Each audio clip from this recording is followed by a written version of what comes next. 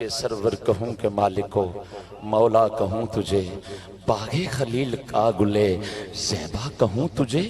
ہرما نصیب ہوں تجھے، امید کہوں جانے مراد و کانے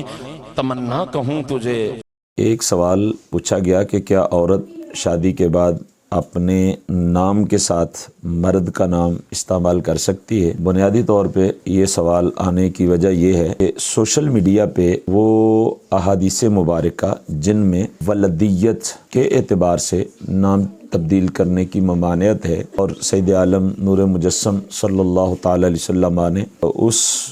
بندے کے حوالے سے جو اپنی ولدیت کو بدلتا ہے اس پہ لعنت فرمائی ہے اور اس کی وعید بیان فرمائی ہے۔ تو اس وجہ سے یہ سوال لوگوں کے ذہن میں آیا کہ جو خاتون اپنے نام کے ساتھ اپنے شوہر کا نام عمل کرتی ہے تو کیا وہ شرعاً جائز ہے یا نہیں۔ تو اس سوال کی وضاحت میں ہی سوال کا جواب موجود ہے کہ جن احادیث مبارکہ میں حضور پاک صاحب الاولاق صلی اللہ تعالی علیہ وسلم نے نام بدلنے پہ لعنت کا حکم ارشاد فرمایا ہے، وہ ولدیت کے اعتبار سے اپنا نسب تبدیل کرنے والے کے لیے وہ وعید ہے، نہ کہ وہ خاتون کے نام کے ساتھ، عورت کے نام کے ساتھ اگر اس کے شوہر کا نام شوہر کی حیثیت سے آ جائے تو اس کے لیے نہیں ہے۔ نتیجہ یہ ہے کہ عورت جب اپنے شوہر کا نام اپنے نام کے ساتھ استعمال کرتی ہے تو وہ بحیثیت نسب نہیں کرتی، وہ بحیثیت ولدیت نہیں کرتی، اس لیے اس میں کسی قسم کی کوئی قباحت نہیں ہے۔ اور ایسا تو ہم نے کبھی نہیں دیکھا اور ایسا ہو بھی نہیں سکتا کہ کوئی بیوی جو ہے وہ اپنے شوہر کا نام ولدیت کی جگہ پہ استعمال کرے، تو نہ ایسا ممکن ہے نہ ایسا ہوتا ہے۔ ایک بات یہاں پہ مزید میں کہنا چاہوں گا وہ یہ ہے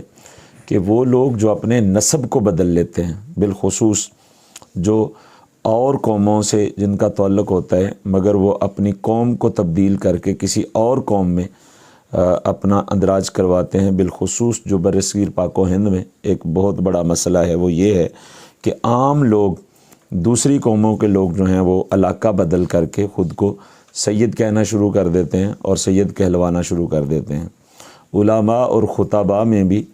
یہ صرف 10-12 سالوں میں پاکستان میں، باقی مکاتب فکر کی بات نہیں کرتا، اہل سنت و جماعت میں 4 سے 5 ایسے لوگ موجود ہیں کہ جو خود کو سید کہتے رہے، جب ان کی پکڑ ہوئی، جب ان کی گرفت کی گئی تو پھر انہوں نے یہ اقرار کیا کہ ہم سید نہیں ہیں۔ لہٰذا ایسے تمام لوگ جو